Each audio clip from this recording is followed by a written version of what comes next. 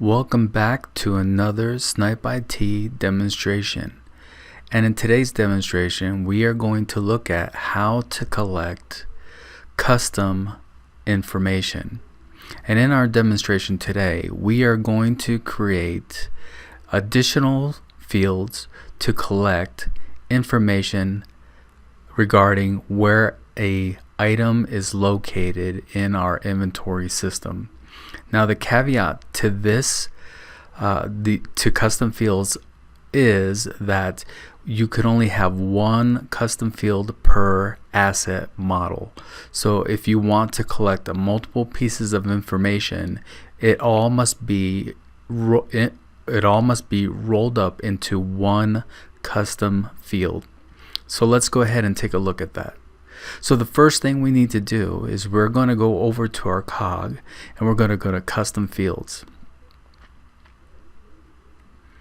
Alright, and as you can see, this is a seeded inventory system that Snipe-IT provides, and we are going to create our own custom fields. So the first thing you must do when you create a custom field is to create the fields that you want to collect.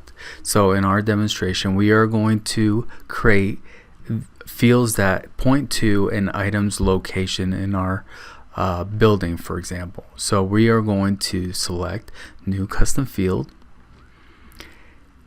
and we want to know first off, where is the storage location? And the storage location could be a room number, a building number, whatever you'd like. So we're going to say storage location, and we are going to provide options. We can, as you can see, we have other ways to collect information.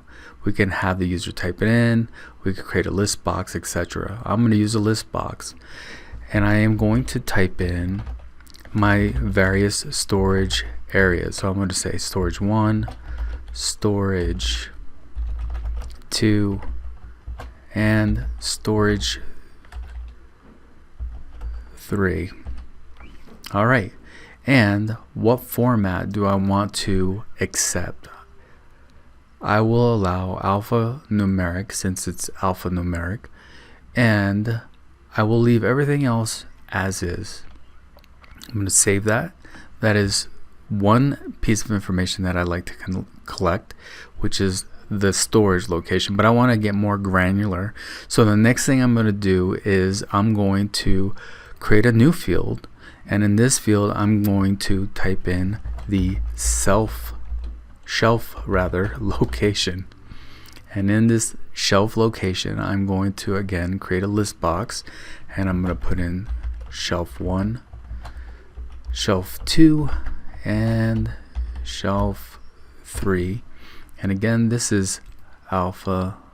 I'm going to save that, and lastly I want to know what bin the item is in. So I am going to put in bin location. Again, I'm going to provide a list of options: bin 1, bin 2, and bin 3. Again, alphanumeric, and I'm going to save it. Alright, so now I have created 3 custom fields that will allow me to 1. Know what location the item's in or at, 2. What shelf the item is located at, and then more importantly, or most importantly, what bin the item is located in. So now I have to attach that to a custom field set. So we're going to go up to the top here, and I'm going to create a custom field set, and I'm just going to name this item location, and I'm going to save it.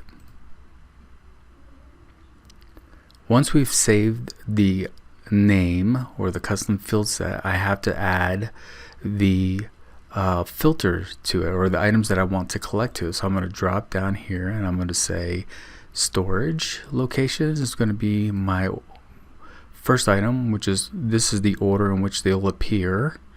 So 1, and then the next one I want is my shelf location, which is order 2,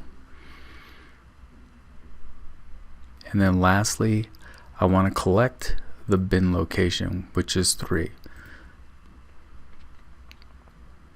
Alright, so as you can see, we're going to collect the storage location, the shelf location, and the bin location. In this order is how it will appear on the list. 1, 2, 3.